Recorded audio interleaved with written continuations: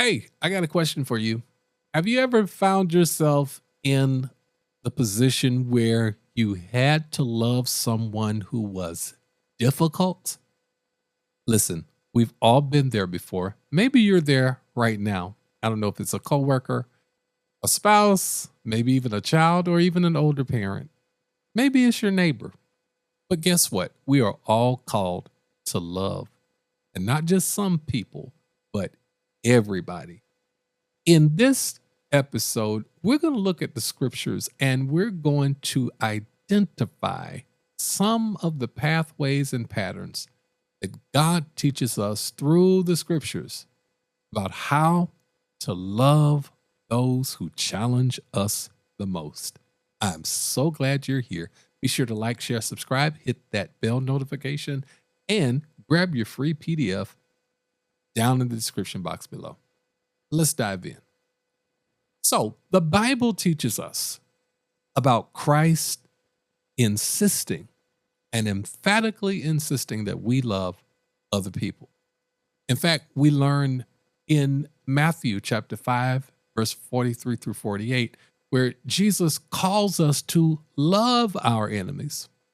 And he also insists that we bless those who curse us. I know it's audacious. It's mind-blowing, it's mind-boggling, yet it is a command of the Savior. He teaches us that the divine love that he gives to us should transcend and be given to all other human beings. You see, God's love is impartial. God's love is unconditional, and that's the type of love that you and I are required to give to other people.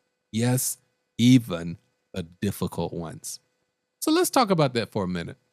What really is a good depiction of a difficult person? Well, we could define difficult people by a number of ways, but let's use nice words. How about that? So, first of all, there is the antagonist. That's those who are constantly provoking some kind of conflict all of the time. Do you know people like that?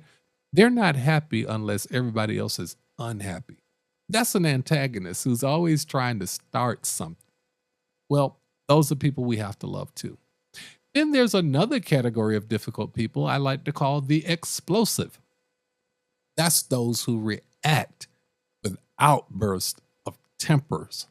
They have temper tantrums and they just kind of lose it just like that. Doesn't take much for them to explode. You know anybody like that? It's not you, is it? Hope not. So there's also another category of people that may be a little difficult to love sometime, and that's called the dismissive. So the dismissive is a description of those people who ignore or invalidate your feelings. So they do all they can to destroy the validity of your feelings.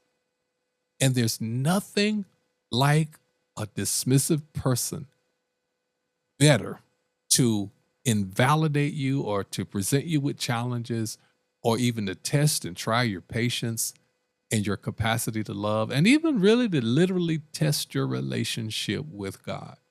But guess what? We still have to love, even the difficult. We have a great example of what that looks like in Jesus Christ, because Jesus is our ultimate example for loving. Remember his words in Luke 23:34, Father, forgive them, for they do not know what they're doing. Now, it almost seems as if he made an error there to say that they didn't know what they were doing. Did they know that they were mocking the Son of God? Did they know that they were literally going up against God in the flesh? I can't speak to that. But what I can speak to is that there are times that people will give you difficulty or a hard time or even challenge you, and literally they're not even thinking about you. They're thinking about their own trauma and unresolved drama. And so people who are hurting find ways to pass their hurt on and cause hurt in other people. So when we look at Jesus's words, we do know that they were trying to prove something. We do know that they were trying to look like big men as they persecuted Jesus along with the other two male factors. And so perhaps when he says they don't know what they're doing, maybe he was giving them room for grace and space. That's the example that Jesus gives to us as to how we should be with other people. And so in Jesus's words in Luke 23, we find his example of loving his enemies was unconditional. And not only was it unconditional, but it was also words of forgiveness. So you and I have to be unconditional in our love for our quote unquote enemies or those who come against us. And we have to understand the fact, friends, that even in agony, even when it's causing you pain, we are still required to love, yes, even the difficult people.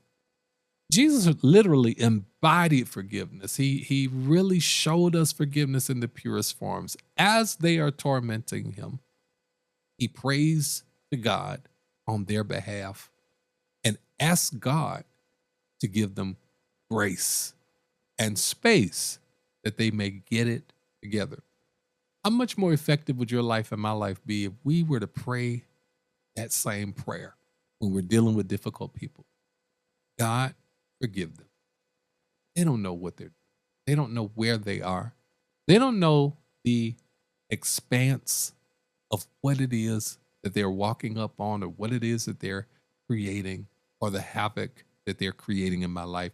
So, God, I'm going to put them in your hands. And I want you to take care of them and forgive them and give them space and grace to change. I think that would really be a prayer God would love to answer if we were to, in fact, pray it. Well, let's look at another example of love of an enemy, quote unquote. And that's found in the story of the Good Samaritan. That is a powerful story in Luke chapter 10, verse 25 through 37, because the Samaritan helps out a wounded stranger. And the Samaritan himself was considered the enemy, as the other man who had been wounded, left for dead, stripped and robbed and all of that was a Jew.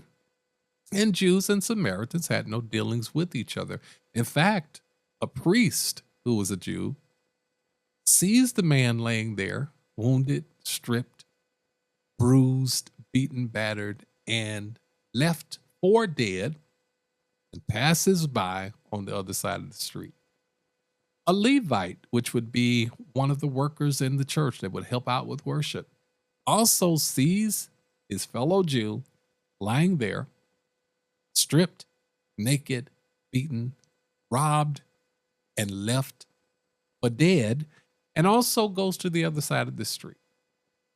But the Samaritan comes along and sees him and goes to him and ministers to him, although he is viewed as an enemy of the Jewish people. That's what love looks like. That's what it's like to love difficult people. Because from this story, we learn compassion. He showed compassion without any hesitation. And he also shows us that when we love difficult people, we have to do it unconditionally. So he transcends social barriers, he transcends ethnic barriers, and he doesn't allow his difference of ethnicity or even how he is viewed because of his difference in ethnicity to impact what he was willing to do for another fellow human being. Now, think about how difficult that was, because the Jericho Road was known for being a place where people were often hurt and damaged and robbed and killed and all of that. So it intensified the level of difficulty in the story, because not only is this man ethnically looked down upon, this man is also in a difficult situation because, unlike the priest and the Levite, he was not looking out for his own welfare. He could have been robbed. But because he saw another man in need, regardless to the color, ethnicity, or even preferences of the man, he did what he could to help him, because When we are dealing with difficult situations, we are required to have love that is unconditional. And the Samaritan challenges our prejudices, teaches us to love those that are deemed as different from the rest. Matter of fact, you may be different from the rest, but don't you want unconditional love? Well, that's the lesson in the story of the Good Samaritan is loving unconditionally, regardless to the circumstances. That's how you love difficult people. But let's talk about another great example of loving difficult people. And this is one of the best ones in the Bible. It's the story of Joseph in the book of Genesis. Genesis 37, all the way to Genesis chapter 50, tells the story of Joseph and how he was a dreamer, how God used him, God gave him dreams, yet his brothers were jealous of him, and his father continued to give him coats of many colors because he saw the bright and vibrant future that Joseph would have. When we look at Genesis 45, verse 4 through 15, it really is a great illustration of how profound forgiveness truly is. Because Joseph forgave brothers who sold him into slavery, left him for dead in a pit, and yet his story shows us what it's like to love difficult people. And I love how Genesis ends with Joseph's words, what you meant for evil, God has now turned it around to make it good. And even though they sowed seeds of discord in Joseph's life, they reaped the harvest that came from the seeds that they sowed because he was able to feed them. Because remember, there's a famine in the land, and the only place to get food was in Egypt. And the only person you could get food from as a stranger was Mr. Joseph. So Joseph loved them even when they didn't know if he was still alive. He loved them even when they didn't know it was him that was about to feed them. So that's a great example of loving difficult people. And we all have to do that sometimes. And so those are lessons that we need to learn about what we must do. Now, it's also important that we learn to pray for those who hurt us. Jesus talked about that in the model prayer in Matthew chapter 6. But we also need to release bitterness. You cannot hold on to bitterness with your brother and have righteousness with your heavenly Father. So we've got to let go of bitterness. And we also, in doing so, praying for others helps us to invite healing. Praying for others opens up our heart to God. Praying for those who hurt us is a powerful thing because it softens hearts. It eases divine healing into our lives. And prayer transforms our entire perspective. That's something that I want to encourage you to do is pray for those who've done you wrong, those who are difficult to love in your life.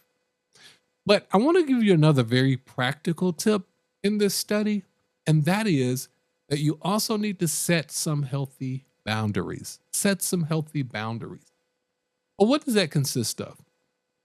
Protecting your heart, defining the limits, and communicating clearly. Now, Proverbs 4:23 urges us to guard our hearts.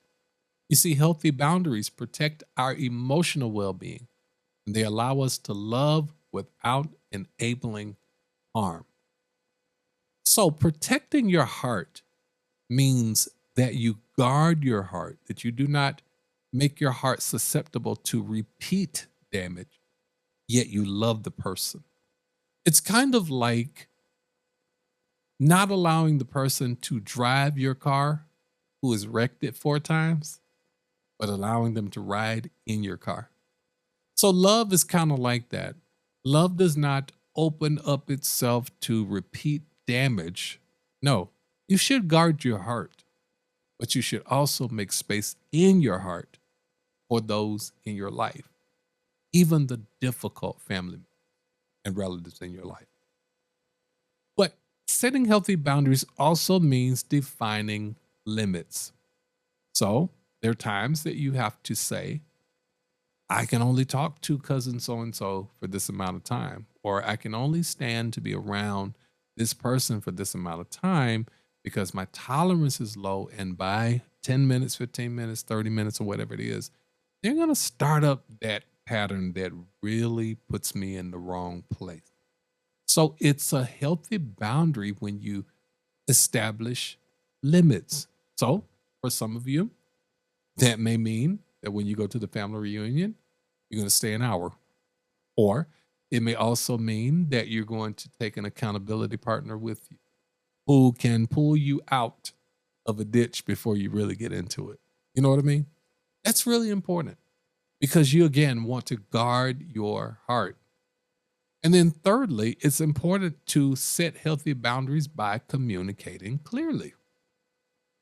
Many of us run from difficult conversations with difficult people because we feel like we will not get through, we will not be heard, and it's going to turn out bad. But some of the most difficult conversations that I've put off for some time, once I prayed and got up the gumption and the notion to take care of that, it was a breeze. It was nothing like what I thought it was going to be like. And I realized all the time that I wasted in fear because I didn't want to deal with it head on. I want to challenge you to pray and even to fast if you're dealing with some difficult people and some challenging times in your life right now, and you're afraid to talk through it or afraid to talk to them about it. Pray about it first. Talk to God about it first. But understand the necessity of setting healthy boundaries and understanding the need to have defined limits and to communicate clearly. That's really, really, really important. So, one of the other important aspects of this lesson is for us to understand the power of empathy. Now, sympathy is, I feel so bad for you in the loss of your job, the loss of your relative. Empathy is different. Empathy says, I hurt along with you. I feel your pain, and I am here to be of assistance to you, whatever way I can serve. That's really what empathy is when you put yourself in the other person's shoes or the other person's situation. Romans 12 and 15, Paul teaches us, rejoice with those who rejoice, mourn with those who mourn. And really, he was trying to help us to understand that empathy bridges divides. When we rejoice, sharing the victories with others, also when we cry with others, it bridges divides.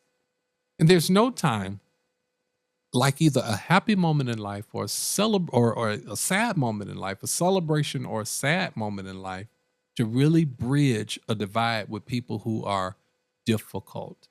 And that's what Paul is teaching us there in Romans 12 and 15. Rejoice with those who rejoice and be there with them in their celebrations.